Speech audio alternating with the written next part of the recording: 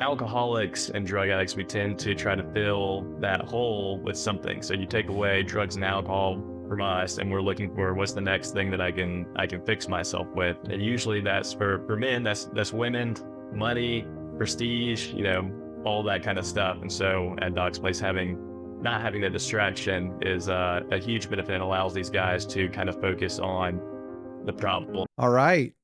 Welcome to another episode of Finding New Waters.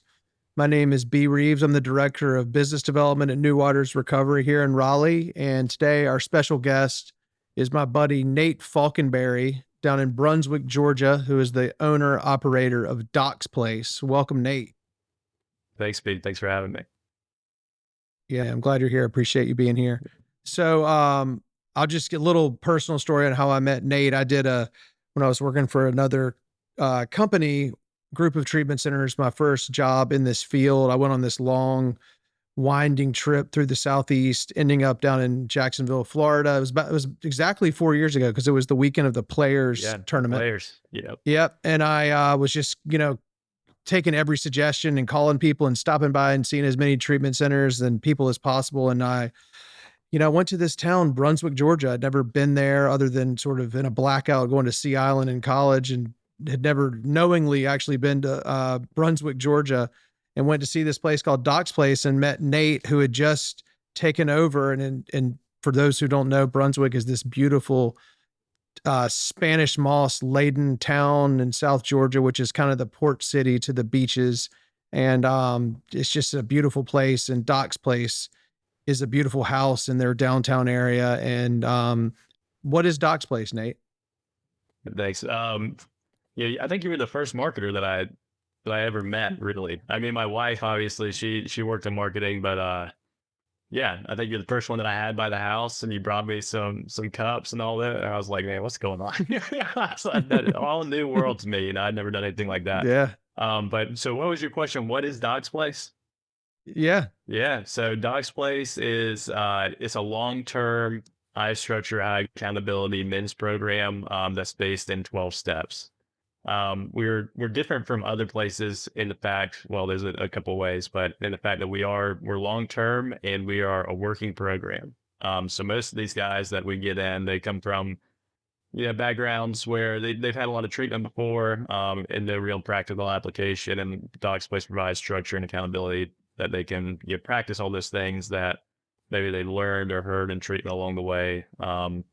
We're very much a 12-step program. We believe that you get sober in a 12-step community, and Doc's Place exists to help you grow up and get held accountable to that program. So, I mean, that's like a very general idea of what we do. There's a million different things that go on at Doc's Place, and I could talk for hours about, all the little things that we do there, but that's a very bird's eye view of what Doc's Place is.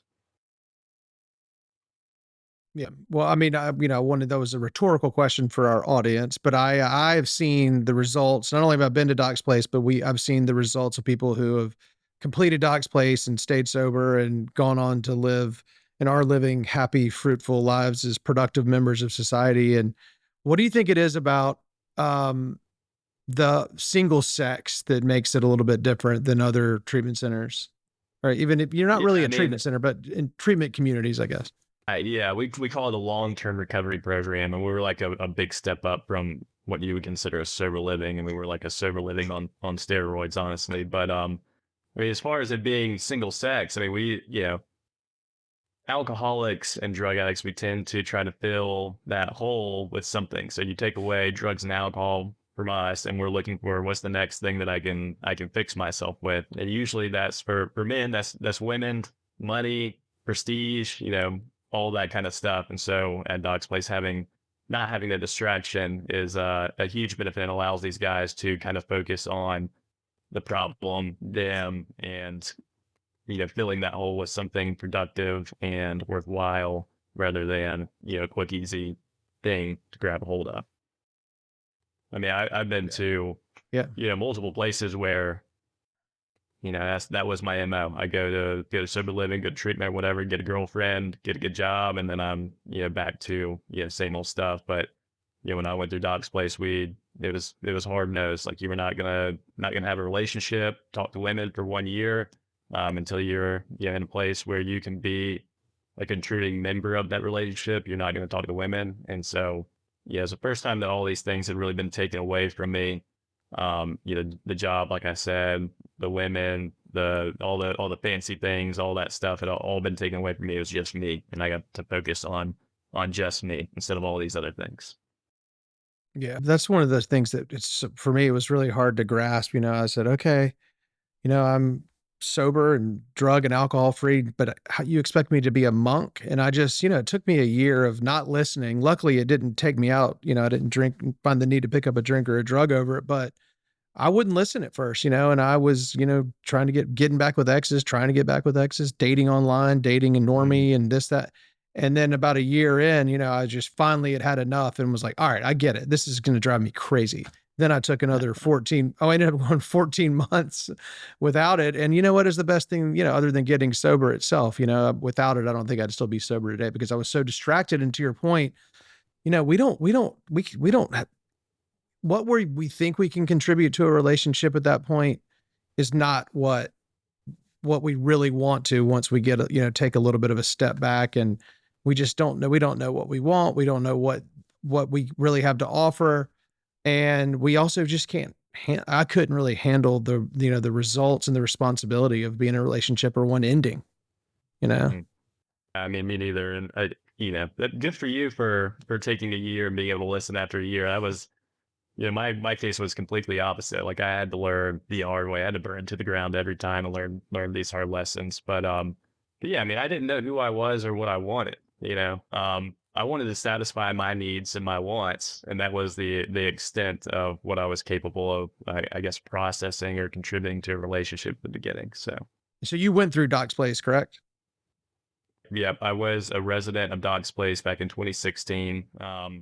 The way I wound up in Doc's Place is I went to treatment on St. Simon's Island, to a place that's no longer there. It was a kind of a looser program, real nice. I had a chef, all that kind of stuff. I stayed there for about 6 months, and so going through that program, I was involved in 12-step community down in St. Simon's, and a lot of those guys were coming around to the meetings and all of that. And so that was kind of my introduction to what Doc's Place was.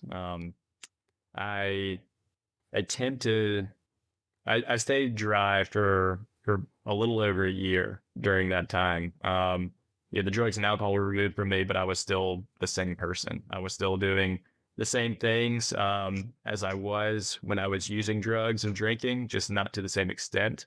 I was still a liar, cheat, and a thief. If you really took a look at my life, on the outside, it all looked good. I had a place on the island, a good job, girlfriend. Life was good, hanging out. You know, all that stuff. But after about 13 months, I went back out, and at that time, that was like the 10th time I gone to treatment, and I knew about 6 months later, or so after I kind of lost it all again, I knew that was going to take something like Doc's Place, what I saw in those guys at those meetings, and in that community. I knew it was going to take something like that for me to get sober. I could dress it up and make it look good for a short period of time, but inevitably I always went back to the same old stuff. So. That's interesting. So you went to treatment on St. Simon's, and so St. Simon's is across the bridge from Brunswick, where Doc's Place is, and so you were seeing these guys who maybe didn't have all the amenities you had out there, but you could sort of see in their eyes that these people had something you wanted, which looked like peace. Is that a fair assessment of what you Yeah, were yeah. seeing? I mean, they had the ability to tell you what's really going on. Yeah, to talk freely. Like I didn't have that. I felt like a caged animal. Like I was watching every word I said, always trying to like manipulate and kind of skirt by and get through life. And these guys were just like, they seemed genuine, happy and free. And I did not feel that whatsoever. Yeah. And so you went to Doc's Place after going back out for a little while, and you just from seeing that, you said, "Hey, I know where I need to go." Um, it took a little while. Like don't get me wrong. It was Dog's Place is a big, commitment coming in, and so I wasn't like all in. There was a time where before I left St. Simons and I went up to North Carolina, where I did ask Palmer, who was the original founder, if I could go to Doc's place, and we were outside of a clubhouse one day, and he's like, "Hey, you're the guy that keeps on calling me." It's like, "Yeah, I want to come to your house." He goes, "Well, I think you smile too much to come to Doc's place." And that was like 5 months before I before I eventually went to Doc's place. And he knew I wasn't ready. I had slicked up and just tried to put it back together and make things work. And I just was not at the point where I hadn't had enough at that time. He was good at realizing that. And so yeah, it took another 6 months or so. But when I was out there, like, I don't know if I had like that, just that moment of clarity, like I knew, like, things were crashing down. Like, I didn't think that I could get sober again. I did not think that that was in the cards for me. I thought I would rather just not, and let the cards fall where they may. But I knew that if I was going to, it was going to take something like that. I knew that in the bottom of my heart. I don't know where that came from. Um, I don't know. It was just like, if I'm going to go anywhere, it's got to be there. Yeah. Well, I love that because, when we're getting the suggestions on, finding a sponsor and they say find somebody who has something you want, but that doesn't mean, a Lamborghini. And some people think that, and It I don't know used if to I'd me. even It used to. yeah, exactly. I mean, back to, what we're talking about, we want that, finance, romance, and status, and it's another way for everything to look good on the outside, but who cares about what's really going on the inside? But I my sponsor, I've had the whole time basically, he's got peace, and that's kind of what I want, and it's hard to explain that to somebody who from the outside, or somebody who's brand new, who's in detox or in treatment, and they're asking about what do I do, and trying to tell somebody I want to always want to say in the first person, I found somebody who had what I wanted, which was peace, and people are like, well, okay, that's a little vague, but that's really true, and that's what you were seeing in these guys at Doc's place before you went there, that these guys were able to be completely honest and open and vulnerable, and not feel like they had to act like they were, on their way to acquiring a Lamborghini, figuratively or literally. Yeah, absolutely. And I never really thought of it like that. How the comparison between why I went to Doc's place and finding a sponsor. That's a good take though. Yeah, it's just what I made me think of when you could see it in their eyes, And so Doc's place is, when somebody comes into Doc's place, are they committing for a year? Are they? I mean, is that very black and white? It's the understanding is it's a year-long program. It's a 6-month commitment to get in the door, right? I mean, the idea Okay. there is a year's it's so hard for an alcoholic to wrap his head around doing anything for 1 year. I mean, I don't know that I've Yeah. done much in life, committed to much in life for more than a few months at a time. So um we want to get them in for 6-month commitment, understanding that it's a year-long program, and then if in those 6 months you get a guy who he moves his feet, does the deal, he'll end up staying. Gets the Yeah. good out of what we're offering, and the 12-step stuff and all of that. You start to life starts to change, and you start to realize that maybe living in this place isn't that bad after all. Maybe it's actually helping me. And then Right. I mean, that comes I with got to the go from there. surrendering to whatever it is that people we hopefully can trust their advice and take their suggestions, surrendering to that and not just bucking it, but kind of doing and being willing to do the stuff we don't want to do.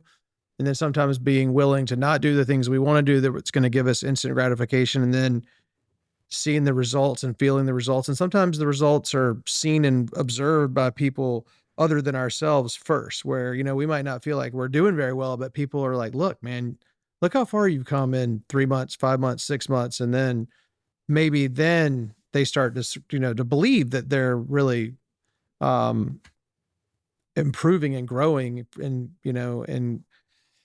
and healing from the inside out. Is Yeah, that absolutely. kind of what, As yeah. people people saw the change in me before I could see it in myself. You know, I was in constant conflict with, yeah, I was always better than people, or I was always less than people, or I was, you know, all that just mental turmoil that goes on at early sobriety. And I was probably about 8 months into the program, just feeling like I just, you know, hadn't made that much progress, or I wasn't where I was supposed to be. And you mean, it takes other people pointing that out, sitting you down and saying, hey, look, I mean, look at you when you first came in here and look at you now. Like there's this complete 180, like the whole, you know, cut yourself a break, you know? Yeah, absolutely. And what I was talking to somebody on a different episode today actually about how there's this way to kind of see progress in people and level of willingness and it just whether they can answer yes or no questions. And I never really thought about it like that. But for me, before I got sober, like if you asked me anything, I felt obligated to give you some long-winded roundabout story with all these, you know, details, which were completely unnecessary when all anybody really want to know was like, did you do this? Yes or no. And Yeah. it's such a funny, simple way to see progress, you know, without having to really put an actual test in front of anybody. Just, you know, just be a human being for a little while with this person and see how they're doing by whether or not they're willing to just say yes or no. It's crazy. Need an explanation, you know, got to give you some kind of like, I don't know, Nate's hypothesis on, you know, whatever question you're asking. And when I first got to Doc's place, this guy, he sat me down in front of a bunch of people. Yeah, I was commandeering conversations and butting in where I shouldn't, and all those kind of things. And he sat me down. He said, Nate, you know, I don't know is a complete sentence, and you just leave it at that. And I was like, I'd never heard that before. Maybe I had heard it before, but in that moment, it made sense. It's like, okay, I don't have to know. Yeah, I don't know. That's it. And then I can just shut up. I don't have to have Yeah. anything else to say. Yeah. Yeah. It's funny how many things we were taught or at least presented to us before we get sober, but they didn't register, didn't make sense, or we just completely ignored or denied them. And then all of a sudden they like the key to life, it's, you know, stuff like that, you Mm. know, and this too shall pass. And one day, I mean, so pretty much everything I feel like I've learned in the last, you know, year, you know, last almost 7 years I've been sober. I feel like it's all this new information, but it's all stuff that was, you know, in a different form presented to me and attempted to be taught to me, but just didn't register. Yeah. It's Yeah. I mean, amazing. it's the same old stuff. It's nothing new. I'd probably heard all of these things before, but I don't know, man. It took like a group of people to really like sit down and like spend time on uh cutting through my bullshit. Yeah, sorry for, I don't know if we're allowed to cuss on this or That's not, okay. but like it holding that mirror up to me, you know, that's when it really started to stick for me. That's what it took for me, is somebody to sit down and hold up this mirror and be like, look, Nate, this is, yeah, this is you, this is what's going on. And kind of break down, and you gave me some humility, I guess. They gave me the ability to listen after I had that level of humility. Yeah. And another thing with the in that same conversation about the yes no thing, I hadn't thought about this until today in a long time. But when a few months before I got sober, my brother sent me a what I considered a scathing email, you know, on his high horse with this list of all the things that I was doing wrong, and and of course everything on there turned out to be exactly right. And one of them was this: you always have to have a story.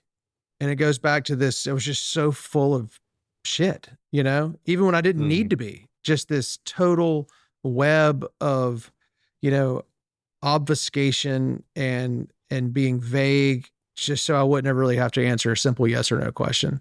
You know, one of the things Mhm. I learned, I think I learned in recovery, is that no is a complete sentence. And then today, I guess so could I don't know is a complete sentence, and so is yes. It's amazing. Well, what was your, you know, were you destined to be, you know, one of us, as we say, friend of Bill, or were you, you know, what You was your know, life like as a kid? probably not. Yeah, as far as you talking about like genetics or family tree or whatever, I don't know. I think my mom's uh, I doubt she minds me saying this, but I think my mom's brother maybe had some stuff in his life, but outside of that, I mean, there's nobody else like in our family that I know of that is, you know, alcoholic or anything. I, you know, had a fairly normal childhood. I didn't have like, you know, stuff that you could point to and say, oh, this is why he's the way he is. There was nothing like that. I mean, I had a good family. We were involved in the community. active in sports, given every opportunity, all those things. Like there was nothing that you could point to and say, this is why he's an alcoholic. Yeah, I've always kind of leaned towards, I don't know why or where this comes from, but I was always just kind of, I think I was just born this way. I don't know. I don't know if I was just, there's something up there in my brain that, reacts differently or what, but, um, yeah, we hear this all the time. I always kind of felt like I had friends and stuff, but I always kind of felt different than, maybe apart from in certain, aspects of my social life. But, I don't know, when I took my first drink, I mean, I knew like it was like that was it. I was like, oh my gosh, this is amazing. Mm-hmm. Mm-hmm. All the fear and all the worry and all that stuff kind of, subsided. And yeah, I felt like I was part of the whole when I drank. For the first time I drank. And I mean, I chased that for years, man. You know, Yeah, that was I my hear you. solution. It allowed me to talk to girls, to be a part of, to be creative and like speak freely and all those things that I found after getting sober. That's what I was chasing through alcohol for sure. Yeah, same. It's funny you mentioned the creative thing at the end, and I mean, I was talking about this the other day with somebody. I would, I was always like, I'm going to write a screenplay or a book, and I would, get super drunk and other stuff involved, and then have my laptop open, and then do everything but like work on this project. And I'd wake up the next day with like cigarette butts and stuff everywhere. And there's my laptop with like, one word typed out that I'd been up till 6 o'clock in the morning working on it. And I thought that I had to be just right to do anything, and it's just such a fool's errand. And, I often equate it to the like the 80s and 90s stereos with all the knobs, like the equalizer and the treble, and always trying to just like adjust and tweak it and just to get it just right. But like you said, just always chasing that feeling that was a fleeting feeling that was never going to be caught. Mm. Yeah, But I I mean, had a similar. there was Good. a time I feel like where I was in kind of like in the pocket, in the zone, like I could, Yeah. you know. But yeah, I mean, that was a very short-lived, I guess, period of time, and then trying to get back there is just a constant battle. That was, I was trying to recreate that feeling that I'd found in those early days. Yeah. Well, I feel similarly. I don't really have it in my family. It was sort of self-induced. And at a certain point, I started feeling like I was behind, and that like I don't really recall feeling apart from or different to when I was a kid until a little bit later in high school, when I felt like I started kind of moving on. And once I got to college and was making a mess of that, and people were ahead of me in college and then they were graduating, it was like I had this case of the case of the supposed to be Mm. there, supposed to have already done this, shoulda, woulda, coulda. And my solution to that was just to cover it all up. And with every little thing that didn't go my way, or, class I didn't have the wherewithal to go drop and get his, WF. And it's just like over time, it was just constantly just covering up all that anxiety. That most of it is almost all of it I created myself. But then I just was never willing to do anything about it other than to cover it up, to have like sort of fits and starts of, manage to graduate and get a good job. But I could never really maintain anything for very long, all due to my, my drinking and drugging. Yeah, Um, yeah. well, I know we've played some golf together through work. And, um, do you find that's helpful in your sobriety? I don't know. It depends on the day. Yeah, I hear you. Yeah, I mean, so golf is something that I picked up, getting sober, amongst other things. And I think it's very helpful in the fact that perseverance, right? I never, just like getting sober, I'd never stuck with anything in my life. Things get hard, I'm gone, right? I'm not seeing them through. So it's taught me a lot of that, definitely perseverance. And like, just because you're bad at something doesn't mean you can't show up and continue trying. So it's taught me a lot in that. But I mean, just the fact that you can get out and like enjoy life and do things sober has definitely been, I guess, eye-opening. Because for the longest time, man, I mean, I went so hard into, drinking and all that stuff so quickly. Like, I I mean, by the time I was, 18, 19 years old, that's all I wanted to do. I didn't have any other hobbies or any, I mean, I had friends and stuff, and we went and did things, but it was all revolved around, drinking and doing other things. And so, yeah, I was probably like 90 days ish sober, when I was in Doc's place. And I mean, it had been years since I'd go out and drink and play golf and do that kind of stuff. But it had been years since I really, went out and had fun or whatever. And they were always, kind of encouraging me, telling me I need to get out and do things. I need to quit sitting around the house and, all that stuff. I was, reading the book, doing step work, doing all those things, but I needed to get out and do something. I was just kind of sitting around. And we went and played tennis like down the road at the school. It is the most fun I've had in years. Just like going out and playing tennis with a bunch of guys in a halfway house, which Mm-hmm. was a cool experience. And then that kind of, it transformed from there. But yeah, I had to keep in mind that golf and all that stuff is great, right? It contributes to my life. I get to meet a lot of people. I have fun. I also serve. I've been able to travel the world and do all these great things. But first things first, like I have to maintain sobriety and being of service to others and all those things, or else all of that other stuff goes away. Because I can get caught up in the fun aspect for sure. I mean, I love enjoying my life. I love doing things, but yeah, I only get to do these things because I'm sober. I hear you. That's a great, great way of putting it too. And we've had a guest on here a few months ago who famously, famous in our world, said, go play in these beautiful golf courses. Boys, look what we drank ourselves into. But and we do get to do this cool stuff, whether it's your, surfing, golf, and just living life and enjoying our lives. I mean, that was the thing. I just like I had a spiritual experience in treatment, like no question about it. Knew I was going to be okay. But then after being, this total pink cloud situation, just, goosebumps 24 hours a day. I was so excited about being sober. Then all of a sudden Mhm. I was just riddled with fear. Wait a minute. How am I going to go to a party, go to a wedding, go to a football game, go to a concert, play golf, go to a comedy show, go to New Orleans, New York, Europe? How am I going to do any of that stuff sober? How am I? I mean, I just was freaked out, but luckily it only lasted about 30 seconds. I realized, wait a minute, how did I do all that stuff before when I was so, like you said, everything revolved around the substances. Like I know that was a prison. And Mhm. so, and learning by doing that, we can enjoy our lives more so sober was just, I mean, I still can't believe it. And like you said, that first day you went to go play tennis with those guys, and you're like, I'm like with a bunch of dudes from a, sober living playing tennis. Like, how can this on paper be fun? But it is, but there, it kind of, I feel like I go in the laughter and the, just the raw emotions and mostly all the right ways.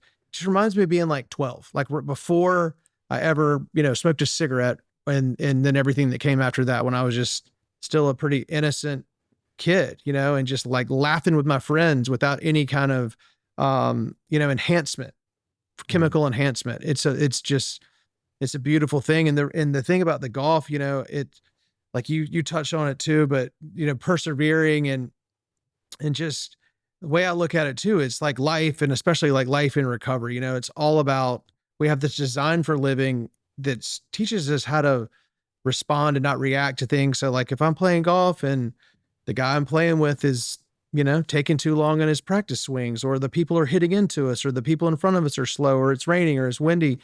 If I allow that to bother me, it's like I need to look at, how spiritually fit am I? But when that stuff just happens and I accept it, that word acceptance we, hear and apply so often, then like I'm spiritually fit, and it's a lot easier said than done. But I look at that as this little microcosm of life in recovery, like out on the golf course, like, okay, that guy is, you know, chewing really loudly while I'm about to putt.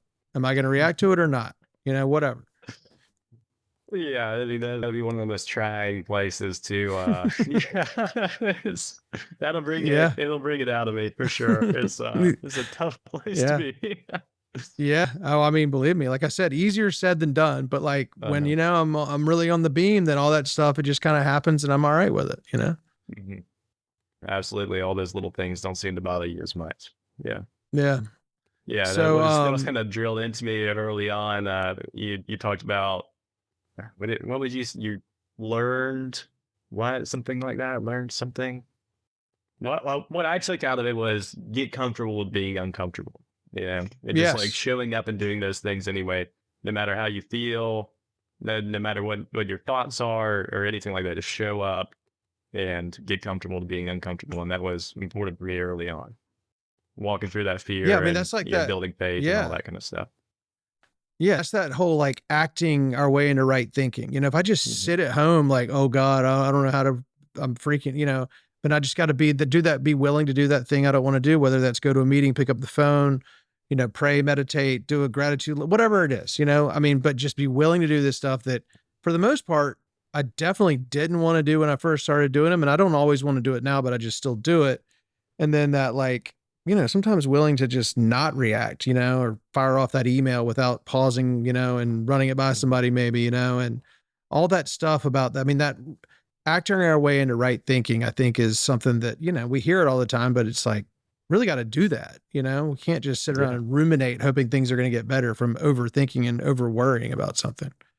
I mean, we go to treatment, we sit in all these process groups and, we process our feelings and our thoughts and all that. And it's, my takeaway from all this days early on, maybe I went to a bunch of the wrong places, was, yeah, you think your way into this thing. And that was not the case for me. I definitely had to act my way into this. Yeah, exactly. And the kind of flip side of that, or the beginning of that leading to where we act our way into the right thinking is, I remember one of the things you were talking about, something that really registered with you and resonated with you when you got um, to Doc's place, I guess, was, but for me, it was when I was sitting in treatment, a few days in after I had, stopped moping around and decided to participate to make it go by fast at the very least. And one of the therapists said to me, your best way of thinking got you half a room at this treatment center. I was like, bet. Half a room. I Half a like room. that. Yeah. I mean, I don't think I would have remembered if he hadn't said it like that. Yeah. And Yeah. that's true. Like my best thinking, left to my own devices, but by my just best thinking is going to get me nothing in trouble. I need guidance. Mhm. I mean, there's kind of like truth bombs that we hear early on. Those kind of things, those things being said to me from people like that were the most impactful. Like it was no, hey Nate, you're doing a good job, or like glad you're here. Keep coming. Yeah, it wasn't. It was like, Nate, look, take a look around. This is where Yeah, you wound up. That was way absolutely. more impactful than you know getting ass pat by Yeah. a counselor. I know I'm probably Yeah. not Like I supposed to don't say that, really have but I don't think I have any memories of people, kind of saying, good job. You didn't drink today or, whatever. I mean, it Mhm. was the tough love that I responded the most to. I'm not saying that works for everybody, but I needed some of that. Yeah, absolutely. So, Doc's place, y'all get out there, you do, you get these guys out and do activities and like, what's a day like for somebody at Doc's place typically?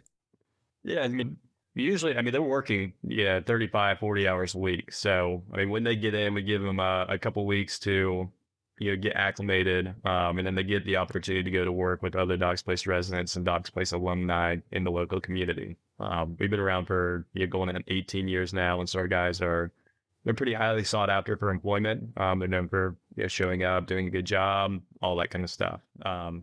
So, outside of work, I mean, there's chores around the house, just grown up things, right? You get up in the morning, you make your bed, you hit your knees and do your prayers, you do your laundry, you brush your teeth, all the things that, any adult should be doing. They're tending to those things. And then we do have about between 7 and 9 meetings per week. So we go to outside, 12-step meetings. And we also have a fully licensed clinician that does, in-house group therapy. And we also have two, accountability meetings. So all the guys are coming together. They live with these guys 24/7. They work with them. They live with them. They get meetings with them. They're around each other all the time. And so they come together and kind of help each other out on, whatever might be going on. And so outside of that, there's I mean, we live in a beautiful place. You know, there's the beaches down the road, disc golf, pickleball, you know, all kinds of things. But yeah, we're first and foremost like, you know, 12 step, growing up, all that kind of stuff is happening before all that fun and all that stuff. So the Cool. day's pretty, I Well, mean, it's pretty packed. There's not a lot of downtime. Yeah. yeah, that's You work important. because you're Yeah. you can be contributing member of society. Most of these guys. So yeah, I went to a lot of places where my family was paying for everything. I didn't have any skin in the game, you know? Yeah. So these guys, once their entry fee is paid and they're coming into our program, they are required to pay their own way. There's no more taking money from mom and dad, you know, loved ones. They're required to go to work, earn a paycheck, and pay their own way. It just builds that like self-esteem, allows them to have some skin in the game, and it tends to mean a little bit more to them. I love it. Yeah. And what is the ideal person, ideal guy coming to Doc's place? Where are they coming from? We have guys come from all over. As far as Like coming from detox, residential treatment, off the yeah, street. literally all over the place. Okay.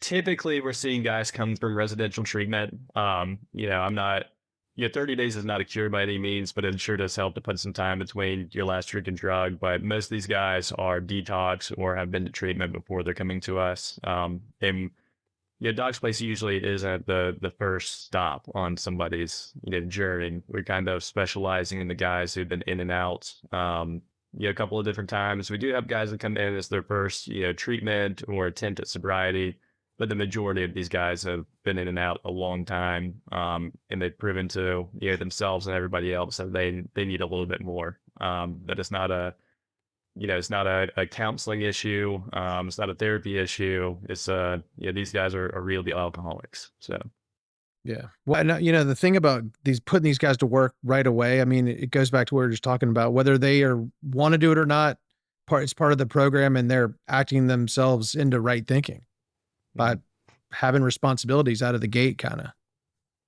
I mean, for me, it was, yeah, Nate, you're not special. Yeah, the rules apply to everybody.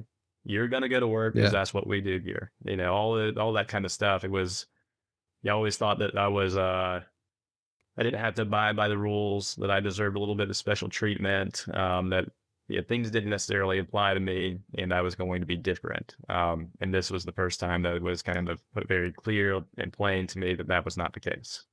And so yeah, reluctantly, I got up every day and I went to work. And after, you know, a few months, I didn't hate it. It was amazing. Like I didn't dread getting up in the morning and going to a job that I didn't necessarily think was up to my standard, you know? Yeah. Yeah. I hear Yeah. you, man.